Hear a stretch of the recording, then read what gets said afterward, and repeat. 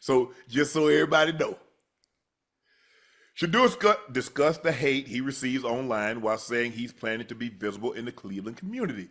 99% of the hatred directed at me is towards my pops. And then I'm just his son. But the kids didn't grow up in the era where they watched him play. It's just the older generation that does it to me rather than younger people. Because when I come to a person, there's no negativity I see, but it's all over online. That's why I say I like going to schools in person and actually meeting the kids. And any questions they have, I say, just ask me whatever the question you want. Pick any question, no filter, no anything. That's what they say, and then I just answer whatever they need me to answer. What you think, Ocho? Any truth to what he said? Yeah, most definitely. Most definitely. Listen, the young folks really don't have a problem with it. They enjoy them, but it's the older kids, not older kids, the older folks in general. Right. That's doing all the hating. And yes, some of the hate does come from his father, but also some of the hate is going to come from him and what he's been able to accomplish so far. What people mistake for arrogance or cockiness, which is merely confidence, which is all he's showing. Some people don't like that. Some people want you to be humble. They want you to dim your light because it makes them uncomfortable. Yeah, my light, it hurting your eyes. My light shining bright. It might do, but I'm not dimming it. Obviously, he's a quarterback. The quarterback position is supposed to carry themselves a certain way. It's a way in which he doesn't carry himself, and he hasn't been given any grace, as opposed to other quarterbacks that were just as boisterous. And you don't know, with the They money. love this. They love that, didn't they? And listen, it's different. It's a double standard, but it is what it is. So you understand that. I hope he doesn't change anything.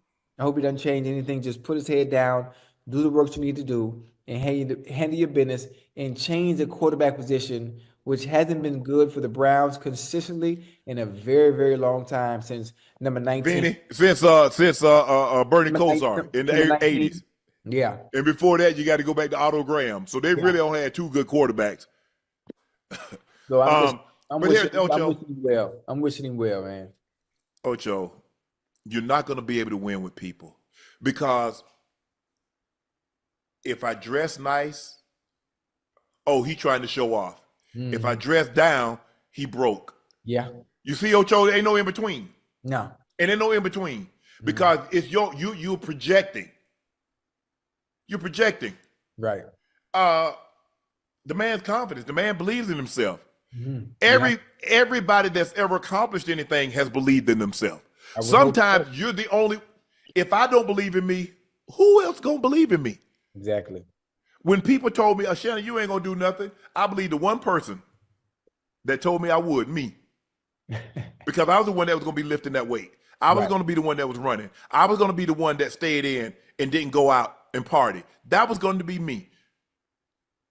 Now, if it didn't happen, Ocho, I wasn't going to be able to blame anybody because I knew what I wanted to become. I knew what I wanted to accomplish. But no matter what you do, if I tell you I'm going to go out there, I'm bragging. Then I don't show up and play well. He's sorry. He's terrible. Now, I told you what I was going to do. I'm bragging. I don't do anything. I'm not any good. I dress well. He trying to show off. I got hold of my. He broke. Hey, listen. So how do I win? By not caring. I eat at a nice restaurant. I wish I would pay $100 for a steak. Man, them drinks cost $30. They see me eat at a fast food chain. Man, he can't eat. He with a fast food chain because he can't eat at that $100 plate. You see what I'm saying, Ocho? Yeah. So at some point in time, you just got to be secure in who you are. Right. And do what you want to do, no matter what. Do what you want to do. You can't please everybody. Right. And that's the hardest part. Right. Is that because before, Ocho, we didn't have social media. So people couldn't jump in your comments. People didn't have a way of saying anything. I mean, the national media, you had a bad game, they would tear you up. But now, I mean, everybody jump on your timeline. Everybody got something to say. Everybody. You have to be in an era where everybody is very sensitive. Individuals that are in the limelight, whether it be sports, entertainment, you have to be mentally strong. Mentally strong. You just have to be. And if you're not mentally strong, you don't need to be in certain business businesses in general, because they coming for you. Yeah. They're Sometimes because coming look, everybody's not happy for your success, and at all. sometimes they want to see you successful until you become successful. Mm. And then I told you, Andrew Schultz told me a great quote. He said, "The easier it is to make money doing something, the more resentful and envious people will become of you." Because everybody feel like they got a voice and they can talk. Yeah. So if you make an X amount of money, hell, I can do that. Why he get to do it and I can't? You see, everybody realize, bro, I ain't finna be 6'9". I'm not gonna be able to run no 4.3 40. I'm not gonna be able to hit the curve ball, the slider, or the changeup. But talking, Ocho, you mean to tell me with a camera and a microphone, and he can make that? He making that kind of money and making that kind of money. Yeah. So the easier it is to do something, the more resentful and envious people will become of you. And and I'm not, look, like I said, I wasn't used to this, Ocho. I wasn't used, like, I play football. I'm expecting Kansas City to dislike me. I expect the Raider fans to dislike me. I'm on the Broncos. We beat hell out your team. You should dislike me. Right. But when I got into this, and I didn't know I had this, like, even at Undisputed, because, I was everybody's favorite uncle. You know what I'm saying, Ocho? I was talking about the George Floyd. I was talking about Walter Scott. I was talking about Eric Garner. I was talking about Sandra Black. I was doing all that stuff, Ocho. We talked about Colin Kaepernick, Skip and I. We talked about it when everybody else had abandoned it and when nobody touched it. We touched it. And I'm talking about with both feet. So I like, I'm on my own now, because everybody kept telling me, man, you need to be on your own. You don't need to be taking this, yada, yada, yada. I said, okay. Man, he'll sell out. He gossipy. He zesty. It's like, well, damn. Well, they gonna come now. They gonna come. But you know what? And a lot like Shannon, that comes along with it. I was like, really? That comes along with it? I've always felt I wanted the fortune, damn the fame.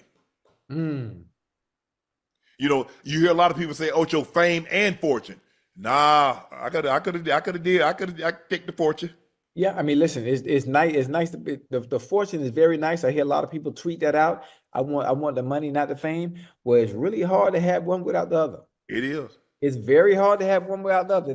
There's no give and take. Well, it all depends on how you accumulated it. See, if you accumulated in sports, if you accumulated it in entertainment, it's hard. Man, a lot of these billionaires, they walk by you, you wouldn't even know who they were. No, you would. You would. You definitely would. Definitely would. You would have no earthly idea that such and such is worth $1 billion, $2 billion, 800 million, because they didn't make it in a way that you saw them make it.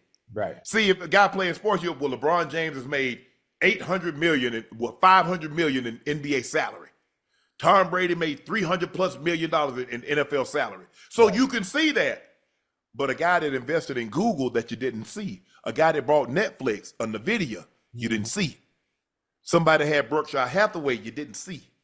So, and they sitting on tons, or they got this invested in a startup, Uber. And now they 10x, 15x, 30x their money, sitting on hordes of cash, Ocho. Oh, yeah. Walk right by you.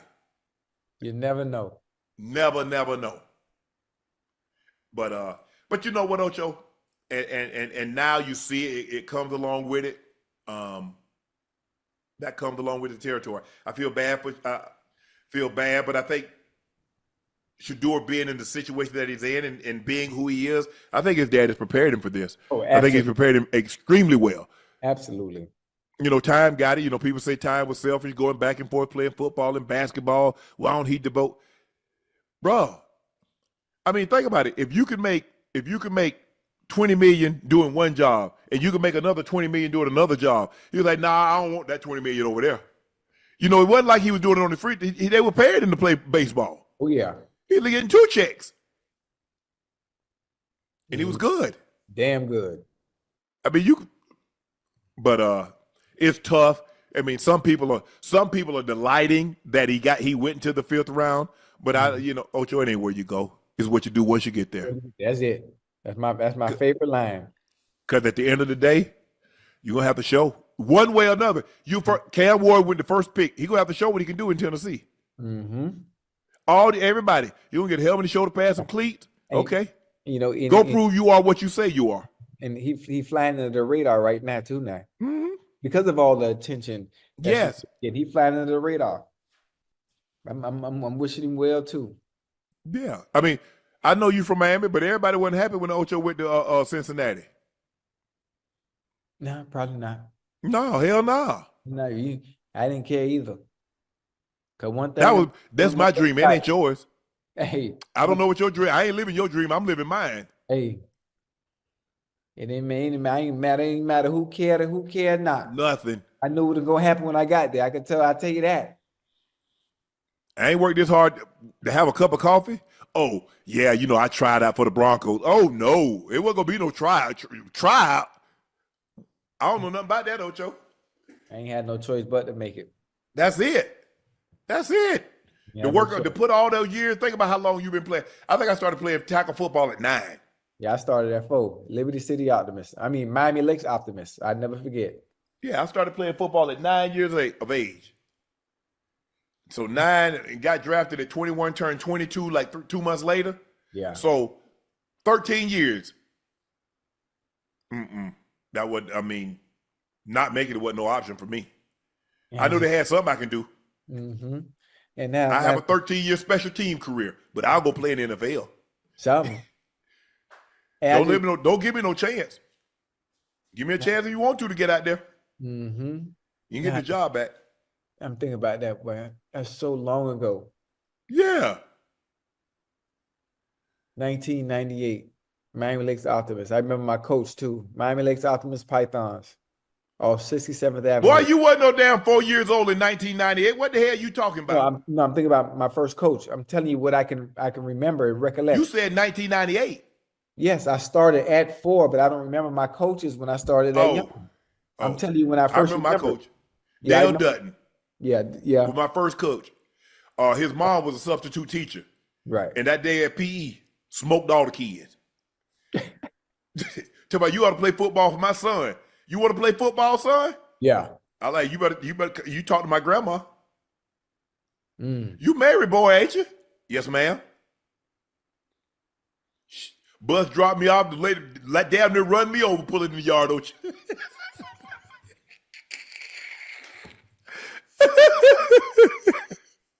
Hell no. Lady, I got on the bus. I went, damn. You know you could have called. Mm-hmm. Yeah, man, that's them some good memories, man. Dorsey Minson was Western, so he was my second coach. Yeah. Because you pick. Everybody got to pick 3. You get to pick 3 players. Because that's how you do it, Ocho. See, like I came late. They had already started. My first coach, they had already got their team already picked. But I was gonna play on her team, and I was like, I got to play on his team because he's gonna take me home. Right. Yo, hey, if you were bringing Sharpe home, I couldn't play. Right. Because we didn't have a 1 car, and my sister wasn't gonna be coming to pick me up from practice. So Mary say, Francis, you gonna fetch that boy home? Yeah, Mary, I'll bring him home. Okay.